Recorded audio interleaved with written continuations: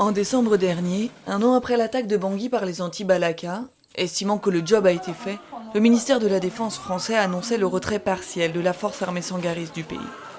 Pourtant, des vagues de violence éclatent encore régulièrement.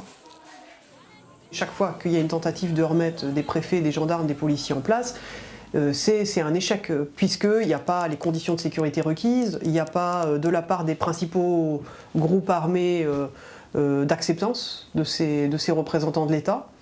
Donc il y a des administrations parallèles qui sont mises en place. Et là-dessus, les interventions armées internationales sur le terrain peuvent intervenir ils interviennent finalement sur des clashs pour limiter, on va dire, des combats. Mais politiquement, il n'y a pas un ordre qui est en train de se remettre en place. Il n'y a pas un État centrafricain qui est en train de reprendre une place aujourd'hui. L'économie et l'éducation sont à l'arrêt, l'accès aux soins quasi inexistant, la population est traumatisée. Aujourd'hui, les organisations humanitaires se sont substituées à un État de toute façon défaillant. Elles tentent, tant bien que mal, d'offrir des services vitaux aux Centrafricains. Toute l'exposition à la violence que subit la population, les ONG et tous les acteurs sur le terrain les subissent aussi. On a eu plus de 100 incidents de sécurité qui nous ont touchés cette année, incluant des incidents extrêmement graves, viols, braquages, meurtres, menaces. On a à peu près quand même tout subi. Le paludisme est la première urgence sanitaire. En 2014, les équipes MSF ont donné plus de 600 000 consultations rien que pour cette pathologie. Mais dans les zones où aucune ONG médicale n'est présente, les rares structures publiques encore ouvertes peinent à s'approvisionner en médicaments. En de nombreux endroits du pays, les enfants malades n'ont quasiment plus aucun accès aux soins.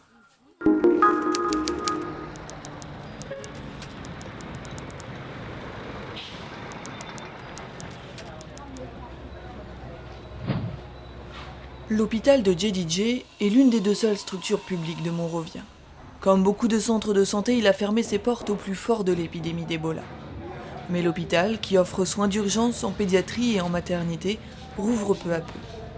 Il bénéficie d'un appui de MSF pour l'approvisionnement en équipements de protection et la formation aux mesures de contrôle de l'infection. Je pense que les mesures mises en place vont vraiment améliorer la situation générale dans les hôpitaux. Nous nous sentirons plus sûrs de nous et les services que nous pouvons offrir à la population seront améliorés. Une seule erreur peut nous tuer et il faut donc que l'on soit prudent. Mais surtout, j'espère que tout cela sera durable.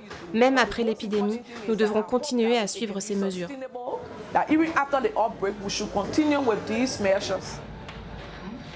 Réaliser un triage précis à l'entrée des patients pour identifier rapidement les suspects Ebola, mettre la tenue de protection appropriée en fonction des soins, respecter des règles d'hygiène extrêmement strictes.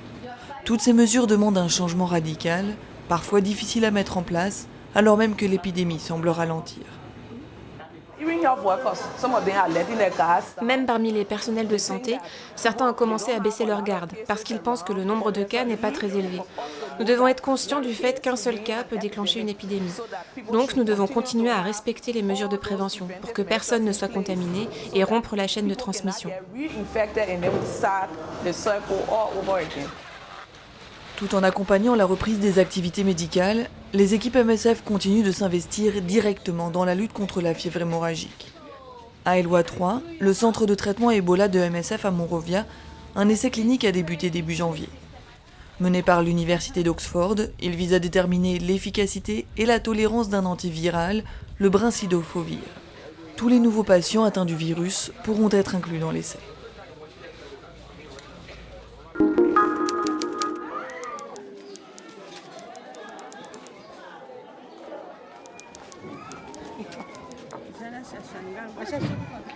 Parmi les services de l'hôpital, on a un service qui s'occupe exceptionnellement des victimes de violences sexuelles.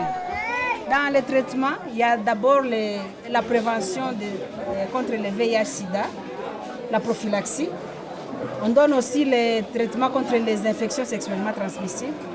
Il y a aussi la pilule de lendemain, c'est une pilule contraceptive. Il y a aussi les vaccins contre l'hépatite B, les vaccins contre le tétanos et aussi un soutien psychologique si besoin. La grande préoccupation des mamans, c'est surtout les chants. elles doivent aller au champ pour récolter quelque chose à manger.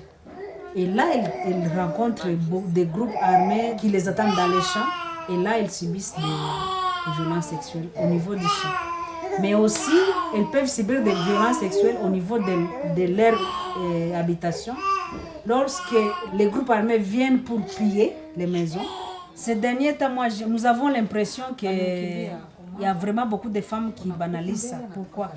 Si elle a été violée une fois ou deux fois, la troisième fois, souvent elles ne viennent pas consulter après le troisième viol. Ils disent non, c'est devenu une habitude, mais je vais consulter combien de fois? Et c'est par la sensibilisation que nous faisons passer à la radio, ou bien souvent nous allons même dans les écoles, dans les églises, pour sensibiliser, pour les inciter à venir, pour bénéficier de tous les traitements.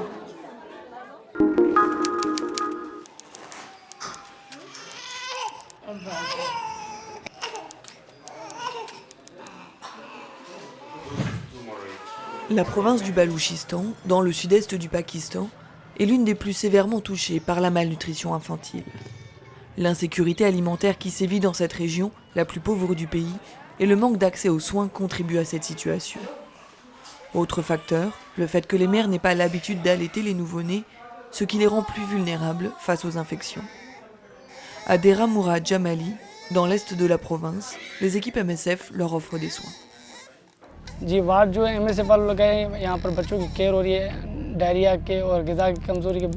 Ici, les bébés reçoivent des médicaments et de la nourriture. Quand ils quittent l'hôpital et qu'ils retournent chez eux, leurs conditions de vie n'ont pas changé. Pour régler les problèmes, il faudrait d'abord avoir de l'eau potable, comme ça, nous aurions de la nourriture saine.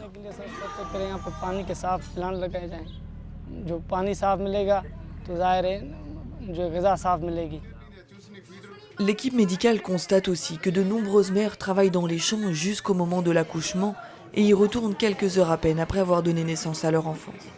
Des enfants nés prématurément, faibles, et qui retournent à l'hôpital parfois un mois après leur naissance, déjà gravement malades. Conséquence, le programme MSF a pris en charge près de 40 000 enfants depuis son ouverture en 2010.